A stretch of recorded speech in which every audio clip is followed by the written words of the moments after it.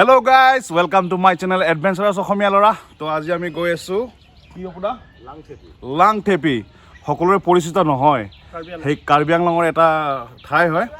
তো আমি তাতে যাম এতিয়া। তো আমাৰ লগত আছে বাবা দা আৰু বাকিখিনি মই দেখুৱাবলৈ চেষ্টা কৰিম।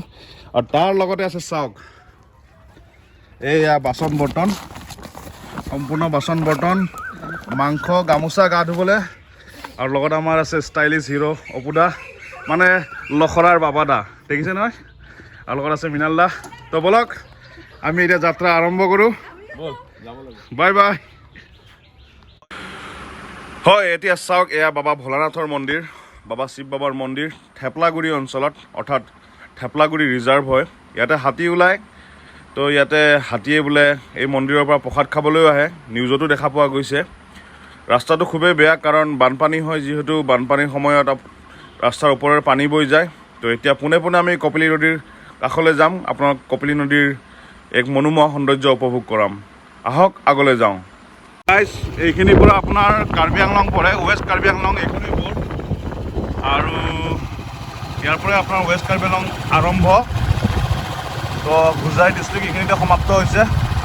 তো এতিয়া আপোনালোকে অকণমান দূৰ গ'লেই কপিলী নদী দেখা পাব, ৰিভাৰ, পানী ভৰি আছে একেবাৰে। আৰু ব্ৰিজখনৰ সৌন্দৰ্য চাওক, ব্ৰিজখন বহু পুৰণি ব্ৰিজ, এয়া ব্ৰিটিছ আমলৰ ব্ৰিজ হয়। আৰু এইফালে চাওক নদী এনেদৰে বৈ গৈছে, এইফালেৰে বৈ গৈ আপোনাৰ গুৱাহাটী, নগাঁও গুৱাহাটী হাইৱে যিটো আপোনাৰ ধৰমটোল আছে, ধৰমটোল পাৰ হৈ বিষ্ণু মন্দিৰ পোৱাৰ আগে আগে কপিলী নদীটো তেনেদৰে বৈ গৈ এইফালেৰে বৈ গৈ আপোনাৰ মায়ং, অৰ্থাৎ চন্দ্ৰপুৰ বজাৰৰ মাজেৰে যিটো নদী গৈছে সেইটোৱে কপিলী ৰিভাৰ। টুমপ্ৰেং পাৰ্ক, টুমপ্ৰেঙৰ যিখন পাৰ্ক আছে হামৰেং ডিভিজনৰ আণ্ডাৰত, ৱেষ্ট কাৰ্বিআংলং।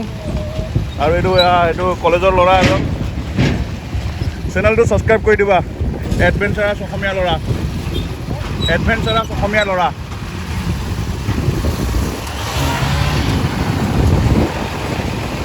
আৰু আপোনাৰ এইটো ইয়াতে সকলো গাড়ী ইয়াতে ৰ'ব লাগে, যিবোৰ গাড়ী আপোনাৰ লোডেড হৈ আহে।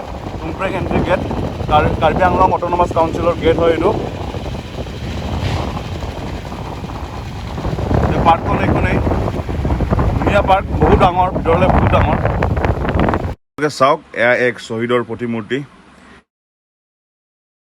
আপোনালোকে এই যে দূৰণিত পাহাৰবোৰ দেখিছে, এয়া হ'ল টংকা পাহাৰ, আৰু এইফালে হ'ল আপোনাৰ হামৰেং আৰু বৈঠালাংচু পাহাৰ। তো আমি গৈ আছোঁ, আৰু দেখিছেনে খেতিপথাৰত সম্পূৰ্ণ পানী ভৰি পৰিছে, এইবাৰ খেতি ভাল হ'বই। আৰু এয়াই হ'ল আমাৰ বিউটিফুল কাৰ্বিআংলং, অৰ্থাৎ ৱেষ্ট কাৰ্বিআংলং। তো খুব ভাল লাগি আছে, বলক গৈ থাকোঁ, সম্পূৰ্ণ ফ্ৰেছ এয়াৰ, খুব ভাল লগা। আগলৈ গতি কৰোঁ, আহক। আমি যদি এতিয়া সম্পূৰ্ণ চিধাকৈ যাওঁ তেনেহ'লে আমি ডংকা পাম। তো আমি ৰাইট চাইডে যাম, ৰাইট চাইড লৈ পেলাই আমি লাংথেপিলৈ যাম।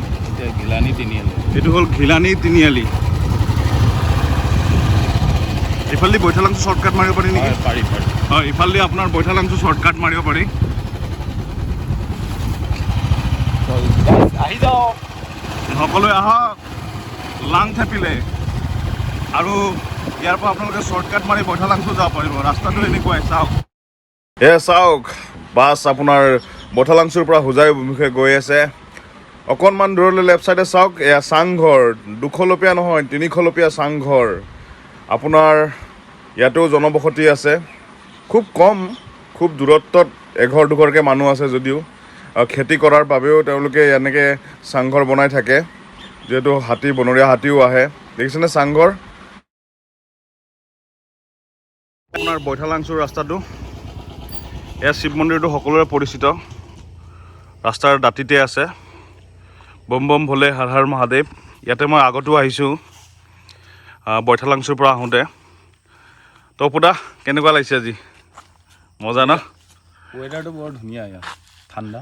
তো আমি যিখিনি জেগাত যাম সেইখিনি বিষয়ে দুটা লাইন কওকচোন। বা জেগাটো বৰ ধুনীয়া জেগা, কিন্তু এনেকৈ আহিব লাগে। অধিক যেতিয়া আমাৰ ইয়াত ঘৰত গৰম যেতিয়া বেছিকৈ পৰে, সেইটো সময়ত কিন্তু আহিবই লাগে নিশ্চয়। নামটো কি আছিলে? লাংথেপি না? জেগাডোখৰ প্ৰত্যেক ভাষাত বেলেগ বেলেগকৈ নাম দিয়ে, কিন্তু এনেই আমি জনামতে লাংথেপি বুলি কয়। যিহেতু পানী কাৰ্বি ভাষাত পানী বুলি কয় লাং মানে পানী তেনেকৈ আমি জানো আৰু সিমানে বাকী এতিয়া গৈ চাওঁ কেনেকুৱা এবাৰ লাগে আহিছোঁ কিন্তু নেক্সট টাইম আহিছোঁ আৰু তে আমাৰ দুজন আৰু আহি পোৱাই নাই তেওঁলোকৰ কাৰণে ৰৈ আছোঁ তে আগলৈ যাওঁ কাৰণ প্ৰায় 2টামান বাজেই